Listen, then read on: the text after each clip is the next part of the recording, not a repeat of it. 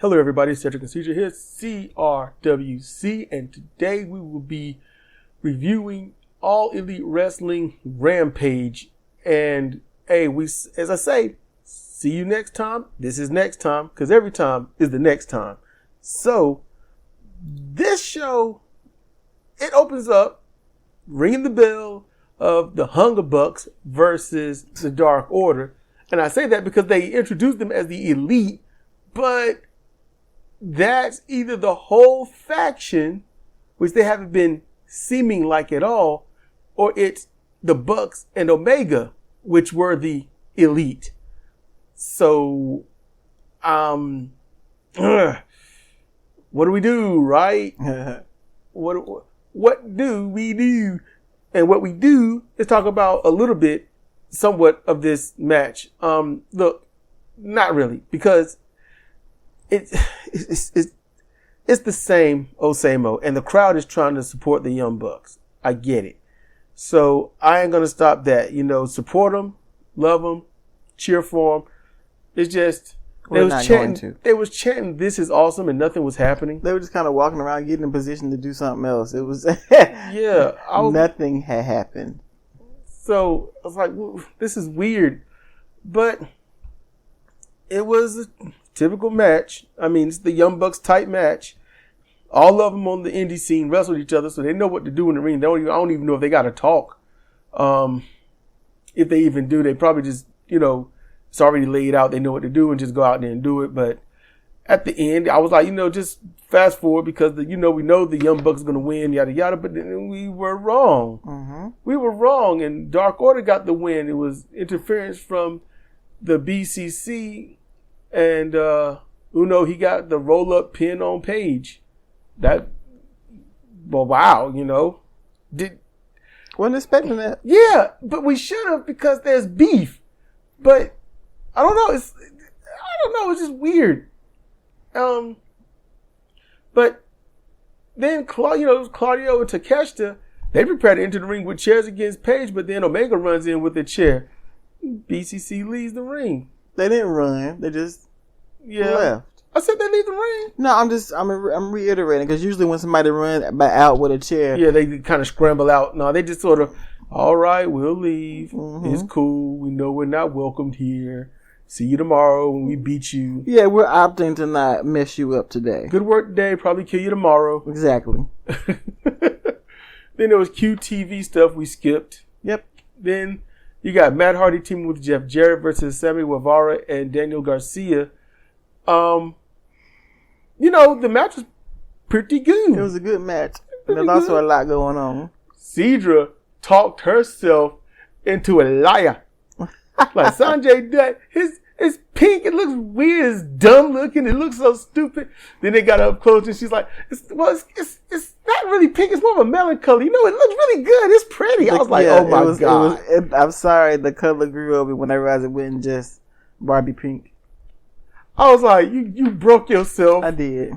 I laughed over here to myself for a bit over that one. I like colors, okay? Me too. Because in my mind, I was like, okay, he's trying to do his little Jim Cornette thing and be annoying. Because he's more like a Jimmy Hart that can't talk and a Jim Cornette that can't talk. But Sanjay does what he's supposed to do, I suppose. But I'd rather him just stick to the back and do whatever you do in the back because he's a gnat and he does his gnat work well, so I don't mind it. I suppose he is meant to be annoying, and we annoy it. We're annoyed. It works. Guevara, there was a spot where he was outside the ring. He had to deal with the whole horde out there, and he gets up on the apron. And all of a sudden, he sees out the corner of his eye a figure. He goes to kick, and his character said, "Don't you kick me!" Yeah, don't you kick me? I was like, that sounded so cute.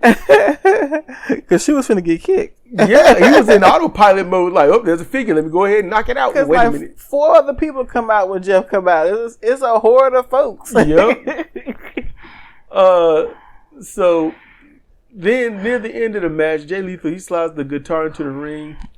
To Hardy, who kicks it back at him, so he's mad, and Sammy got the GTH, the go to hell on Hardy, which is the go to sleep, sort of reverse style, I think. And then Garcia, he got the blind tag while Sammy was backing up. I was like, you didn't feel that tag?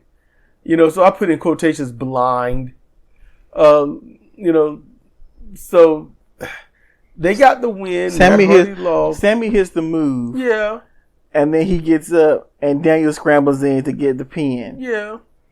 And what they are doing is systematically, not going to say what I was going to say, silencing Sammy. He don't talk no more. He don't talk at the back. You don't hear him when he come out. And now they're robbing him of wins when they're supposed to be a tag team. So, yeah. It's a thing. They're trying to turn him into a babyface. And it's going to be hard to do that. Because Sammy Guevara has educated the crowd on, hey, I'm a babyface. Look at me. You know, now wait. First, he comes in as the most childish, annoying heel. Tongue stuck out, the panda outfit, and all this other stuff. And then when he starts to turn babyface, he on Twitter is the whole, hey, I just, you know, I was a home wrecker and I got the woman. She was cheating on her husband the whole time with me, and now she's with me. And people are like, we hate you on a personal level, you scumbag. And then they're like, we don't understand why people don't like us. And Cornette's like, they all hate him because of her. No, they hate them because of them. And then they know what it is, so they start parading it around on camera. Let me kiss you deeply. Let's show you off. Let's do this. So the crowd is pissed off. And now they're trying to be a babyface again. The crowd's like, in his own hometown, it's like, yeah. It's like singing a church song on America's Got Talent or whatnot. You can't boo them, but you ain't gonna cheer. You'll clap at the end, a cursory clap, but that's about it. It's gonna take a mountain of movement to get this guy to be a babyface. He's educated the crowd that he is just scum. Yep. So maybe he can talk about having freedom fries or something like that. I don't know. And to hear what I'm talking about with that, go ahead and go to Spreaker, click on podcast down there, and listen to the Ring of Honor review. So Lethal fusses at Matt Hardy, who's all, and then he starts attacking him. She was like, saw that coming. Brother Zay runs in and beats down Jarrett, and Satnam hits him with a huge choke slam. Enormous. Ethan Page runs in and he lays out Dutt. I mean, he hit Sanjay. Yes. Then he fights Lethal and Jarrett. Then he knocks Lethal from the ring, and Satnam Singh catches him, holding him like a child. Like a small child. Like a little kid. His hip. And Lethal is holding on to him like, protect me. Mm-hmm. So Ethan Page, they're trying to make him a babyface after the what? MJF 2 years? 2 years of being a heel? Yeah. I don't care about you or anything about you heel. Yeah. And now he's, and the crowd's like, yeah, maybe. So, yeah, when you make a heel turn to the crowd, it has to be steady. It has to be slow. You can't just switch it and here we go.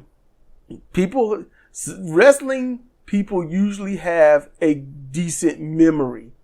Usually. Because they remember the face, they remember the antics, they know what ticked them off, and they're certainly going to try to look at you on social media. And if they was watching him with Danhausen and stuff, Ethan Page would have been a babyface ages ago. Just saying. He's a really nice guy. He's funny. He's very quick-witted. Just, we'll get there. We'll get there. Then there was a Collision promo where Joe's like, there's never been a time in your life you've been better than me. Yeah. CM Punk's like, I'm going to give you all that I've got left, and I'm going to win this whole thing. Tell me when I'm telling lies. The whole mash-up of last week's Collision and that promo I was there. It was excellent. I was like, here we go. With a couple of clips thrown in from back in the day between them two. Loved it. It was loved good. It. I was there. I was right there. They had me. Loving it. I can't even wait for Saturday because of that. Next we got Shida Hikaru versus Marina Shafir, who is already in the ring, so you know what that means. Yeah. And so Shida, she got many strikes and just clubbing the forearms to the back of the head, and then she got a nice driving knee strike for the cover, but the ref like, the shoulders aren't down. I'm like, well, that calls into question everything else, because if the shoulders aren't down and the shoulder blades got to be down, which they were. The shoulders don't have to be down. The shoulder blades got to be down because it's too easy to lift the shoulder. Mm-hmm. And if you're doing a cradle-like pin where you got to hook the neck and the legs, the shoulders do come up, but it's hard to get the shoulder blades to move. That's why in amateur wrestling, they have a tight hook on that because it's hard to lift your shoulders, your shoulder blades. And so every time you watch from now on and you see the wrestler with like one half of their body off the mat and the ref is still counting, yeah, that's going to look bad. So that's what's educating the audience. Be mindful and consistent. That's what you got to do. But she'd have got the tornado kick for a kneeling opponent, 1, 2, 3, with the shoulders completely down. And she won, and it was a good, short women's match. Yes. No one had enough time to go to the outside or do contrived stuff. It was short, sweet, to the point, and I don't like that Shafir had to do the job like this. They could have got anybody else to do it, any upstart or something. So that annoyed me. Then backstage, Chris Statlander with a promo. She appearance-wise, she looks. She's beautiful. She's pretty. She looks stout. She looks like she's just solid and immovable. She has that stance. I hate that dumb sun visor or blast mask on, whatever she had. But then she cuts this promo, and she was like, "Does it feel like she's turning heel?" Yeah. You know? It really did. It was like, it's no longer the "I'm just lucky to be here" phase. And it's not I'm a confident face. It's like, it was all heel. Because then she started bagging her, without naming names, who she beat to get the title. But she should. She was the heel. Cargill the heel. You're the babyface. You talk trash on that, you know? But it was the manner in which she did it. She didn't want to mention names or anything. And she mentioned her, like she's a fighting champion, like her best friends. Yeah, and I'm like, what is that? Yeah. And I was like, we got the feeling that she's turning heel when most of the women are already heels. The rest can't win a match or they're part of a storyline that doesn't go anywhere significant. That's what the women's division is right now. Yeah. You know, it's okay. So then we get to the main event, and it's Trent Beretta and Matt Sydal versus Big Bill and Brian Cage. This was a really good, it was a good match. It was a snug, tight match, but then there's stuff that is so indie. Yes, the things were kicked out there that shouldn't have been. Beretta took a beating like usual. Yeah. Sydal got a hot tag. It went on a crazy kicking fest against Cage and Big Bill, and it looked good. He was kicking, he was spinning, kicking.